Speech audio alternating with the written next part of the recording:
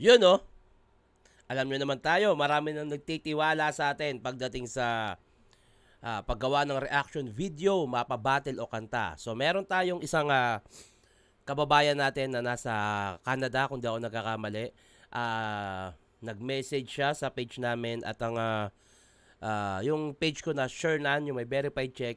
Ang nagmamanage kasi nun yung road manager ko tsaka yung mga admin para sila yung mga sasagot sa mga inquiries. And then may nag-message para magpagawa ng reaction video ng kanyang kanta, magpa-criticize. Wow, thank you at nagtiwala ka sa akin. Nagawan ko ng reaction video yung kanta niya. Syempre hindi to libre, no? Pero yun, bukod doon, kikilitisin natin maigi to. At kung ano yung mapapanood ko, kung ano yung maririnig ko, hindi ko pa kasi napapanood eh. Hindi ko pa napapakinggan. Sinend lang sa akin nung road manager ko na eto daw yung gagawin pero hindi ko pa kiniklik. Sabi ko pag uwi na. Kasi galing ako sa podcast kay kay Ram. Kakatapos lang namin mag-podcast at yung pag-uwi ko, ginawang ko na to dahil yun, trabaho syempre.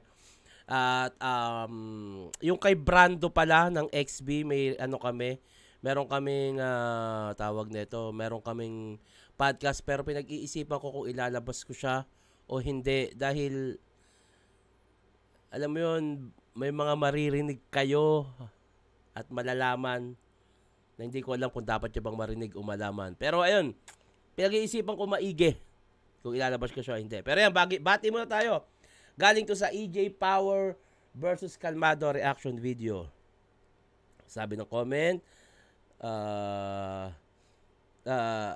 mga taga-India yung Punjabi, sir. Okay.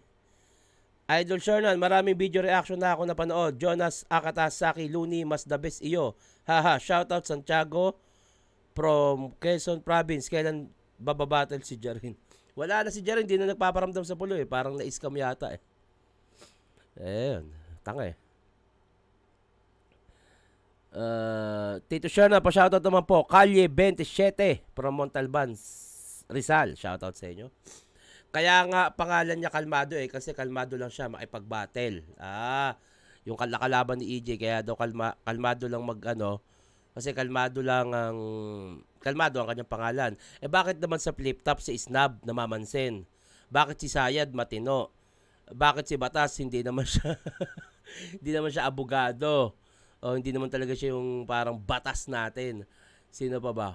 Si G-Spot hindi naman pek-pek. Alam nyo, nililiteral nyo masyado yung pangalan. Sinasuggest ko lang yung tamang way para i-deliver yung ibang bagay. Anyway, eto na. Nerdy Buga featuring Junior's new system official music video. Ito yung kanyang YouTube channel. Meron ng 1.67,000 subscribers. Yun. Simulan na natin to. Saan na ba yun? Saan na ba yun? Ayun, ito. Tara. Kilatisin na natin to. If it ain't about the milk, it ain't for real. Sino yun? I-credits natin yun. Siyempre, yung mga gumagawa ng mga music video. If it ain't about the If it ain't about a meal. milk, it ain't for real. For real. Directed by Lua Swish. Yan.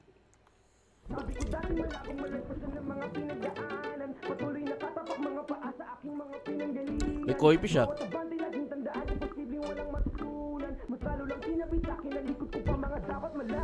Sabi ko dati malabong malagpasan ng mga pinagdaanan. Patuloy na Yung intro niya may effects na parang bubbles o nasa underwater. So parang magandang idea din yun, no? Bilang pang intro na ganun yung gagawin mo. Tapos syempre sa music video dapat nakalublub ka sa tubig. Magandang idea din yun, ha? Sabi ko dati malabong malagpasan ng mga pinagdaanan. Patuloy nakatapak mga paa sa aking mga pinanggalingan. Bawat abante laging tandaan, imposibleng walang matutunan. Mas lalo lang kinabi sa akin, nalikot ko pa mga dapat malaman. Pangarap ko ng malaki, kailangan ko ng abutin. Patuloy sa pagsisipag para di ka lang sa umpisa magaling. Di mo rinig ang pangalan. Ngayong taon mo malalaman na kahit ng behind the scene, makikita mo rin kung paano namin sinipagan. Nega, kalayo ka sa akin, mga tulad mo di pa pala rin. Malayo pa aking lakbayin para to pa rin ang gito kong hangarin. Di nadapa, di nahiya, kahit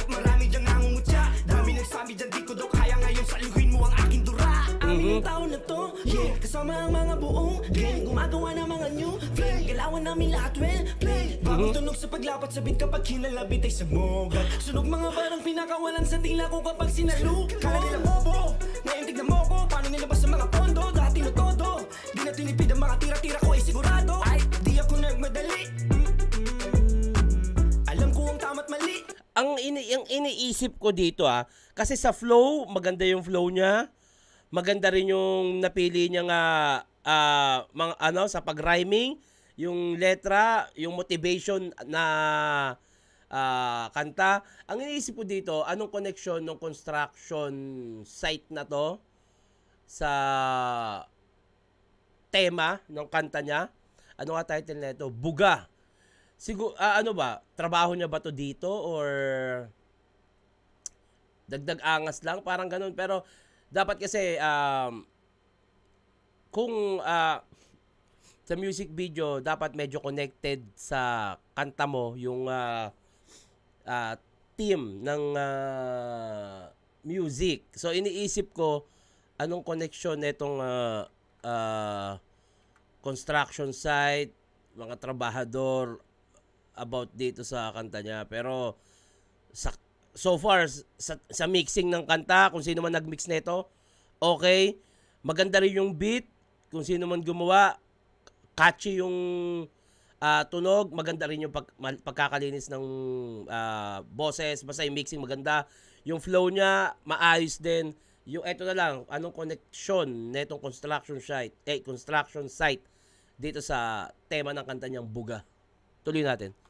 Galawan namin lahat well played. Bagong tunog sa paglapat sa beat kapag kinalabit ay samogat. Sunog mga barang pinakawalan sa tila ko kapag sinalo. Kala nila bobo, ngayon tignan mo ko. Paano nilabas sa mga pondo, dati no todo. Di na tinipid ang mga tira-tira ko ay sigurado. Ay, di ako nagmadali. Alam ko ang tama't mali.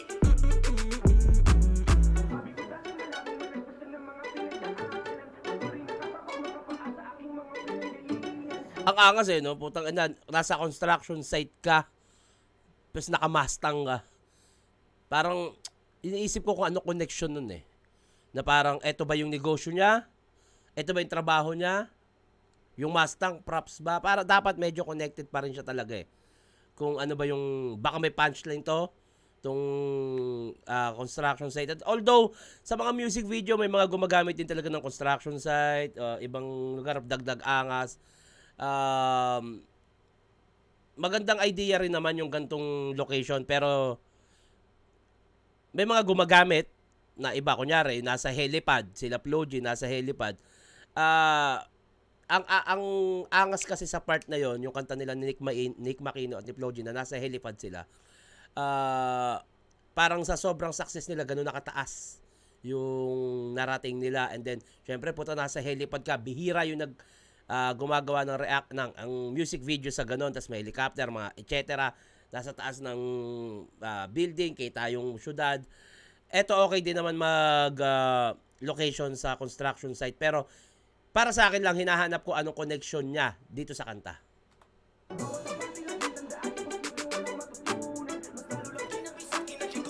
Dapat malaman, sabi ko dating malabong malagpasan ng mga pinagdaanan. Patuloy nakatapak mga paasa. Marunong pa siyang sumayaw puta, artist talaga to.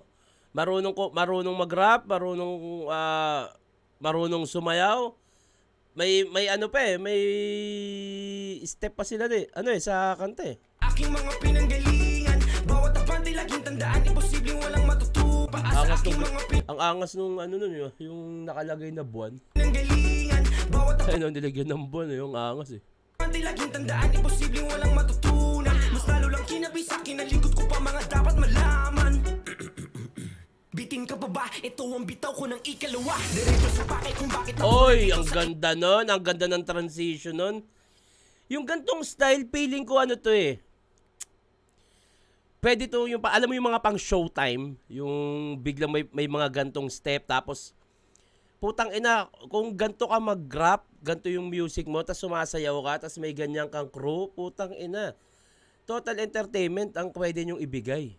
Tang ina, solid, galing na ito Bitin ka pa ba? Ito ang bitaw ko ng ikalawa. Diretso sa pakay kung bakit Ganda nun ang ganda ng transition yun, yung pagkabagsak, biglang lipat sa gabi, Iba naman yung suot nila, maganda. Ako nandito sa inyong harapan. Sarili pa rin ng kalaban ko dito kung paano ko pa ito mahihigitan. Steady ka lang, kung mayroong problema wag mong atasan. Tuloy sa pagtatanim, galawan ko ay palihim. Magaling din yung gumagawa ng music video ha. Ang ganda ng effects niya.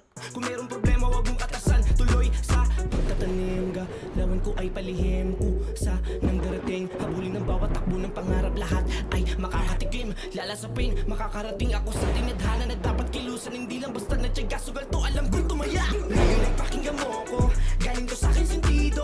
Wala kong pake sa mga taong nagkalat din utak ay negatibo. Papalagan, kahit malabo ang salamin kita ko habangan. Puso't dugo ang ialay sa buhay, walang imposible pagyaman sa sipag mo yan. Sabi ko dati malabong malagpasan ng mga pinagdaanan. Actually, yung production na meron siya, no, parang may kahalin tulad sa ibang music video o may pareha sa XB kung paano siya gawin. Total entertainer, magaling tong taon to. Marunong mag-rap, marunong sa flow, marunong sumayaw. Tangina, tingin ko kailangan niyang gumawa ng maraming ganto at kailangan niya maging consistent dahil andyan na yung talent eh. Kailangan niya ng consistency. Kung hindi ka napapansin ngayon, sino ba to?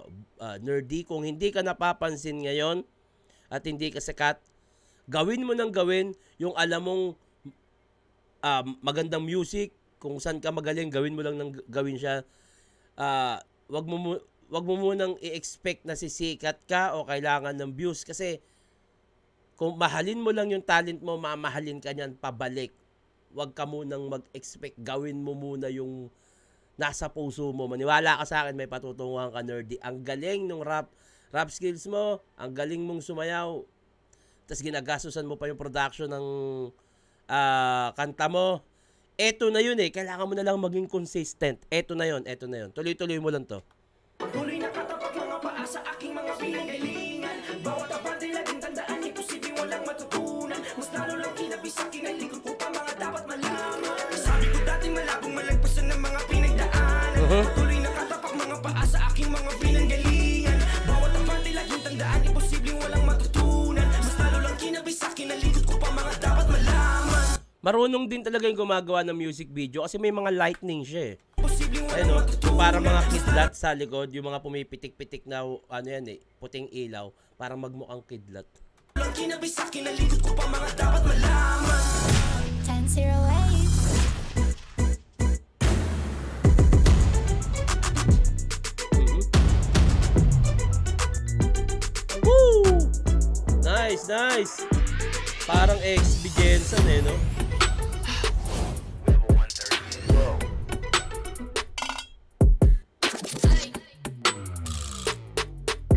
Nice. Wow, galing nun ah.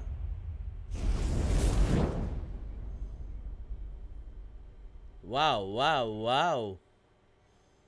Written and performed by Nerdy, Jacel Valencia, mixed and mastered G-Code Records, recorded 1008, Dance Break Remix, DJ Osman and Music PH, Artist Dancer, Junior New System.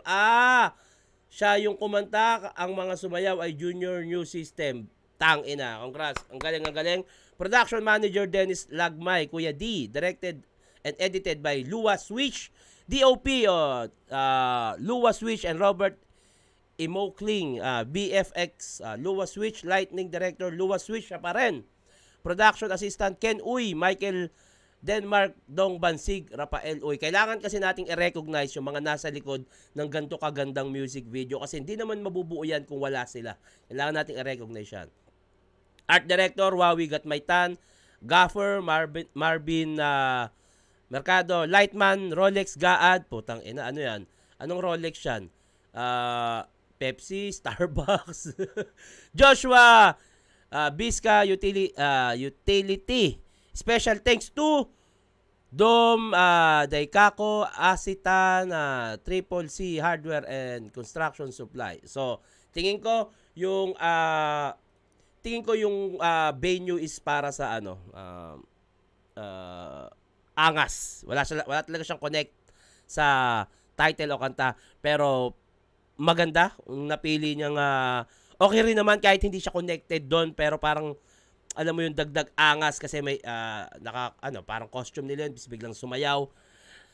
Kung taga Canada sila at nagagawa nila to, tangina, tuloy-tuloy nyo lang. Kailangan ituloy-tuloy ni Nerdy yung gantong klase ng music niya kasi marunong na siya sa music. Maalam na siya, marunong siyang sumayaw, kailangan niya nalang maging consistent. May mga rapper kasi o gumagawa ng kanta na kaya ako magra-rap, gusto ko sumikat. Kahit ako, nung nagsisimula ako mag-rap, gusto kong marinig. Ang pinakaunang goal ko, kaya ako nag-rap dati, gusto kong marinig ng ibang tao yung talent na meron ako. At masaya na nga ako pag pinapatugtog ng kapitbahay ko. Kunyari, ang ginagawa ko kasing recording dati, yung sa yung parang karaoke, yung may record play na magkasabay. Yung yung tape pa yun eh. Tapos sasabayan ko yung instrumental, magre-record sa kabila. Ginagawa ko nung pinapahiram ko sa kapitbahay, patugtugin mo. Tapos pag pinatugtog niya yun, sobrang saya ko. Ngayon, kung ikaw ay nagsisimula, dapat maging masaya ka lang na nakakapag-produce ka ng ganito. Mahalin mo yung ginagawa mo. Ano talaga, ang pagsikat kasi hindi siya instant eh. Parang pagtatanim niya ng puno eh. Hindi yan pag tinanim mo ngayon yung buto. Next month, this year, malaki na agad. Taon ang bibilangin. At maraming sakripisyo ang pagdadaanan bago magbunga yun. Ang kailangan na lang ni Nerdy talaga, consistency. At ayun, eto na yun eh. Putang inang galing ng taon to. Parang XB eh. As XB Jensen yung sumasayaw eh. Nasa ganung type na siya eh. Yun, kay Nerdy, tangina, tol, galingan mo. Kayang-kaya mo yan. Consistency lang. Yun. Canada ba o Amerika? Hindi ko alam eh. Tatanong ko nga kay David mamaya. Pero congrats, tol. Ang ganda nito. Paenggan nyo tong Buga by Nerdy. Ang ganda nito in sound trip nyo. Congrats, Nerdy. Congrats.